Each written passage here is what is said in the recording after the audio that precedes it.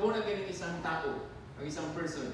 In the human side, John chapter 1, verse 12. Ito ang nakasulat sa John chapter 1, verse 12. Review natin. Yet all, by the way, kung balikan mo sa verse 10 ng John chapter 1, verse 10, makikita mo na si Jesus Christ, before coming in this world in the flesh, He was in the world. Ingon sa verse 10. The world was made by Him. Di ba? Hindi totoong wala pa nag-exist si Jesus, katulad lang siya ng katawang tao, parang plano-plano lang siya.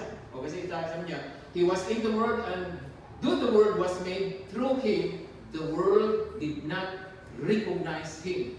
So hindi na recognize, hindi nakilala ng salibutan si Jesus. Pagdating ng verse 11, anong sinabi niya? Sige, sa verse 11, He came to that which was His own, niya ni said diri, sa iyang kaugalingong katawan, but His own did not receive Him. Hindi nila nakilala si Jesus. Noon din, hindi natin nakilala si Jesus. Tapos, niyan siya sa iyong kaugalingong katawan, yan ang tanong natin minsan sa mga tao na sabi nila, Jesus was only human being. Kung si Jesus ay human being, bakit sinabi niya, pumarito siya sa kanyang katauhan? Nasa katauhan. Kung tinuod nga anak lang siya ni Mary, ganun na naman siya katauhan daan. Kanya niyan siya sa iyong kaugalingong katawan, wala siya giila o wala siya dawata. Well, in fact, wala dawata, gibalan siya pagkaya sa krus. Ang sabi nila noon sa kay Jesus, blasphemous ka. Anak lang ng tao, sinasabi mong anak ka ng Diyos. O, di ba? Isa sa pinakadakong reason na nagilansang siya sa krus tungkol sa iyang sala sa pagka-blasphemous at tubangan sa mga religious leaders ko yun. Di ba? Okay, so now, masamayin mo yan ulit. Wala sila mo dawat kaniya, pero pag-abot sa verse 12, dili man tanabi ay wala dawat. Ayun sa verse 12, Hinoon may nituo o nagdawat kaniya. Yet to all who receive Him, to those who believe in His name, He gave the right to become children of God. So sa human side, believe, faith in Jesus. Faith in the Lord Jesus Christ. That He is the Son of God. That He came into this world, nagkatawang tao siya, at napako sa krus upang bayaran nating kaligtasan. Nag-suffer siya for us, naging substitute siya natin, siya naging sakripisyo para sa atong tanan. Ingana kadako ang iyang paghigugma sa atua. Iyang ipakita kung unsa kadako ang iyang paghigugma sa atua. Ipakita samahan kung unsa kadako ang iyang gugma sa kalibutan. Ipadala ang only Son from heaven. Okay, so pag totoong ikaw ngayon ay sumampalataya kay Jesus, ang magagawa, ang next mong gagawin, tatanggapin mo siya by faith in your heart as Lord and Savior. Kasi ang pagtanggap, resulta ng pananampalataya. Hindi, ayusin lang natin I will make it clear to you. Hindi po tayo naligtas dahil sa pagtanggap. Naligtas tayo sa pananampalataya. Yung pagtanggap mo kay Jesus as Lord and Savior ay resulta ng inyong tunay na pananampalataya. Ibig sabihin, kung if you receive Jesus in your heart as Lord and Savior without faith, you cannot still be saved. Dili pagyapon ka maluwas. Nga naman, huwag mo ito'y pagtuo. Receive naman ito, napilitan ka lang, maaaring nahihiya ka lang, kaya tinanggap mo. Pero, pag totoong sumampalataya ka, tatanggapin mo talaga siya. Kaya may hindi siya tinanggap ng mga tao noon kasi hindi sumampalataya sa kanya. Okay? Sige po, that's the human side. Sabi ng Galatians chapter 3:26, we are all children of God through faith in Christ Jesus. You see that? Paano tayo naging anak ng Diyos? Hindi niya sinabing, you are all sons of God through membership in a Baptist church. You are all children of God through membership in the Catholic Church, in the Foursquare Church, in the Assemblies of God Church.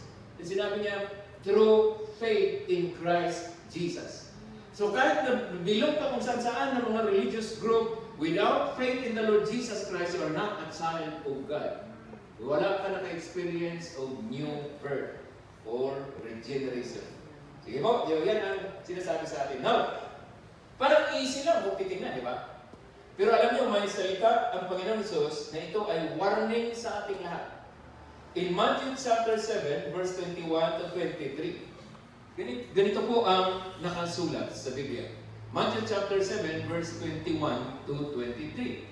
Not everyone who says to me, Lord, Lord, will enter the kingdom of heaven, Di ba sabi kanina, unless a man be born again, he cannot see, he cannot enter the kingdom of God. Now, dito, baka naman may mga nag-asyo-asyo tapos hindi pala totoo, dapat maging totoo na tayo kasi hindi natin pwedeng i-deceive ang Panginoon. He knows the heart.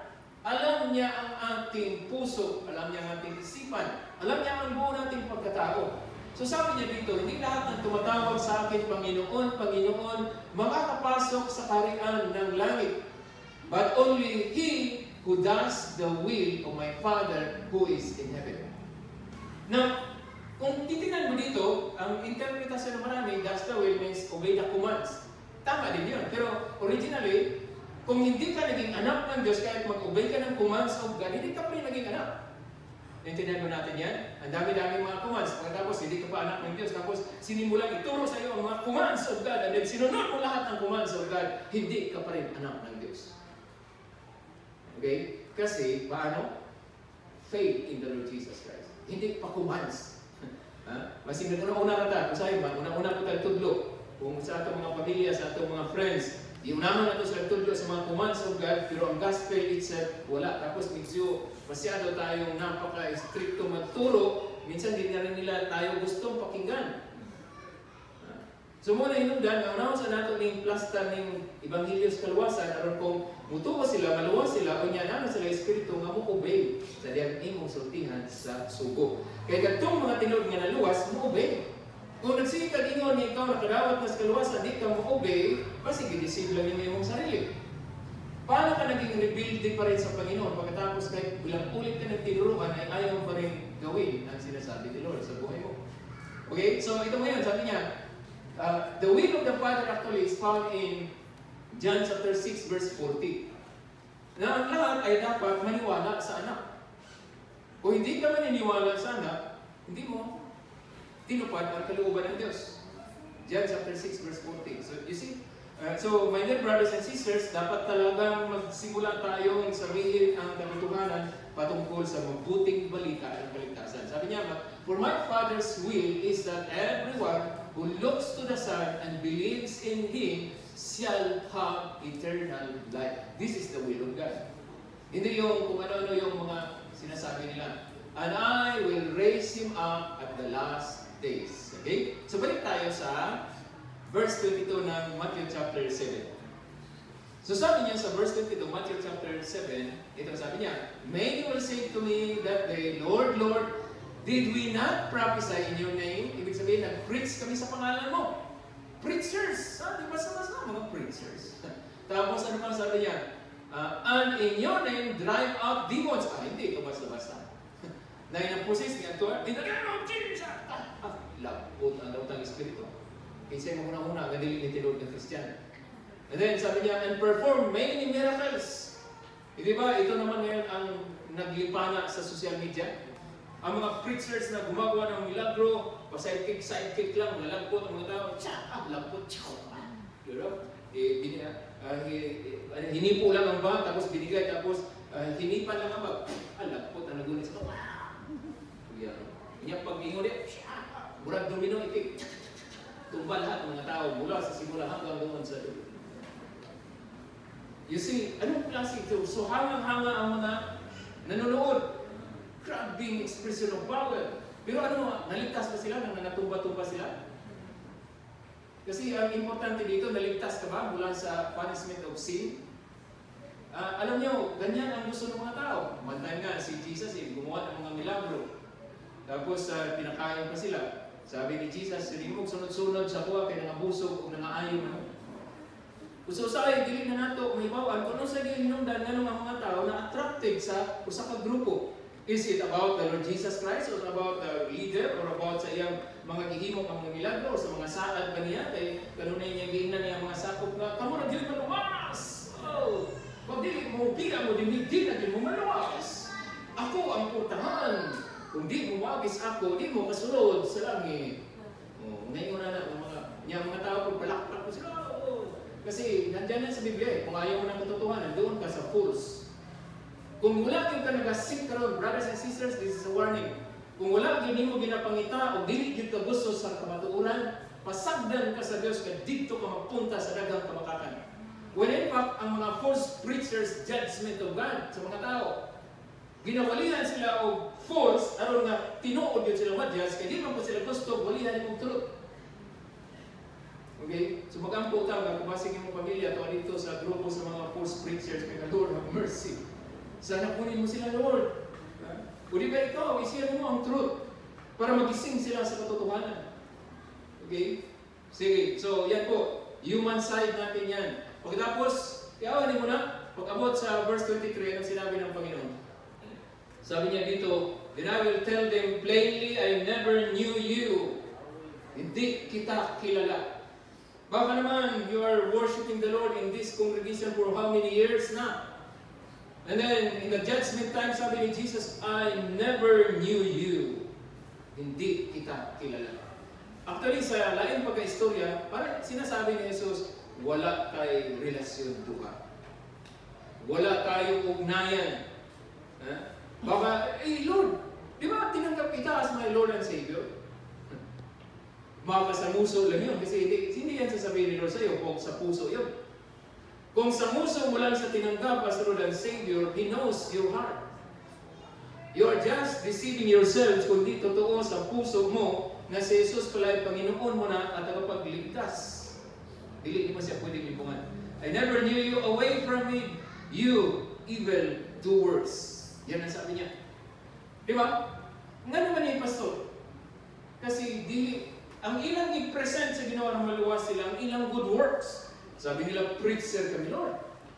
Doers of miracle me. Nag-rebuke kami mga evil spirits siya, hindi kami maluwas. Pero wala sila nag-trust kay Jesus nga mao ang Savior and Lord, nga si Jesus ang nagbayad sa mga sala. Ilang i-present at ubangan sa Ginoo ang ilang pagkamaayong tao, ang ilang pagkuyaw na tao. So natanggalong matang na save ka sa grasya tungod sa pagtuo kang Jesus lamang. Dili tungod sa isa kung sa maayong butang na atong gihimo. So nakasabot na tanak mga kaigsunan. So faith in Christ Jesus. Yung ating kaligtasan ayon sa ganito, grace alone, through faith alone, in Christ alone. Kung itugaman mo og mga unsa-unsa kay kulang pa, dili na mao. So morang video ka maluwas, kung ikaw ra gyud magluwas-luwas ay magpabalingon, musangko gyud ka sa kamatayon.